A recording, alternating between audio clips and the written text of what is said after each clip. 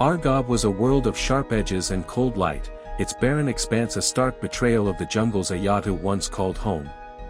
Jagged rocks and powdery gray dust stretched beneath a thin atmosphere, the distant stars casting a hollow glow compared to Krasli's twin suns. The air bit at her skin, sterile and unyielding, a far cry from the jungle's warm embrace. The radiation serum, a necessity for survival on Argob, exacted a cruel toll. Within weeks, Ayatu's light blue fur fell away, leaving her skin raw and exposed, save for the dark blue hair cascading down her back. Her once powerful frame grew gaunt, the serum draining her appetite and strength. Each dose felt like a theft, stripping her of the vitality that had defined her. The synthetic liquid sustenance Argobians consumed was a lifeless mockery of food. Its bland, viscous texture paled against the memory of Krasli's golden fruits and smoky roasted meat.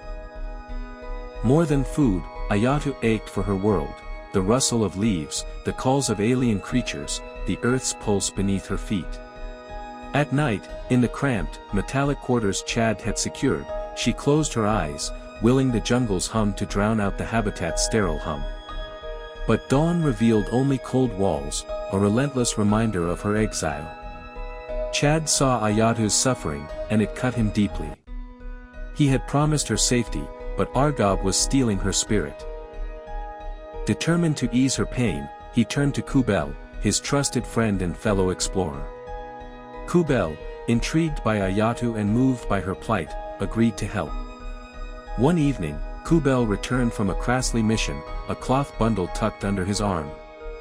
In Chad's quarters, he unwrapped it, revealing golden fruits, their dew-kissed skins gleaming. Ayatu's breath caught, tears welling in her dark eyes. "For me," she whispered, voice trembling. Kubel's pale face softened with a smile. "Chad said you missed them. I thought they might bring a piece of home." Ayatu lifted a fruit, its weight familiar in her trembling hands. She bit into it, the sweet, tangy burst flooding her senses with memories of jungle sunsets. For the first time in weeks, a genuine smile broke through her grief. "Thank you," she said, voice thick with gratitude. Chad and Kubel smuggled more Krasli foods, fruits, herbs, even a rare piece of roasted meat, past the council's watchful eyes. The smoky aroma of meat one evening filled their quarters, a fleeting echo of Ayatu's past. These acts couldn't erase her exile's sting, but they were a tether, proof she wasn't entirely forsaken. Chad worked tirelessly to make Ayatu feel at home. His modest income secured a spacious dwelling, its smooth walls and glowing panels a luxury by Argobian standards. Yet to Ayatu, it was a cage, its technology alien and cold.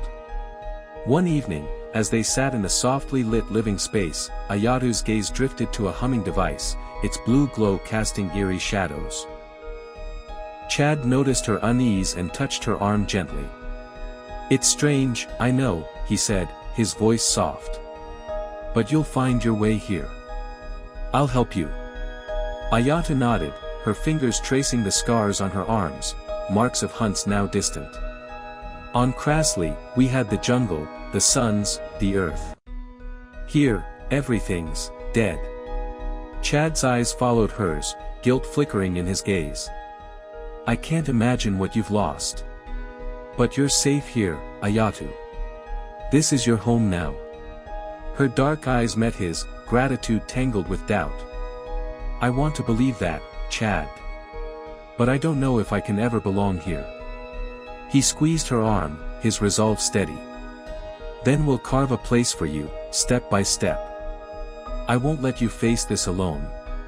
Ayatu offered a faint smile, her scars a silent testament to her strength. "I hope you're right," she murmured. "I'm trying." The confines of Chad's home soon chafed at Ayatu's spirit. The metallic walls and ceaseless hum of machines stifled her, a pale shadow of the jungle's freedom. While Chad was away on a mission, her restlessness boiled over. She resolved to explore Argob's city, determined to find her place in this alien world. Draped in a dark cloak, Ayatu slipped into the streets. The city loomed around her, domed structures glinting under artificial light, vehicles humming through ordered paths, crowds moving with mechanical precision. At first, she tread cautiously, her senses overwhelmed by the clamor of metal and voices. But as she walked, a spark of purpose ignited. She wove through the throngs, her steps gaining confidence, drawn to the market's chaotic pulse. Stalls brimmed with strange wares, circuitry, glowing trinkets, synthetic fabrics.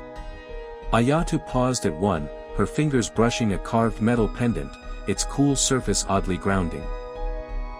She didn't notice the stares at first, the whispers trailing her. Her cloak had slipped, revealing her blue hair and scarred skin, a stark contrast to Argobian pallor. A voice cut through the din, the blue savage. Ayatu froze, heart pounding, as a crowd gathered. Suspicion darkened their faces, their murmurs sharp with hostility. "What's Akras doing here?" a man sneered. Ayatu's mouth opened, but fear choked her words.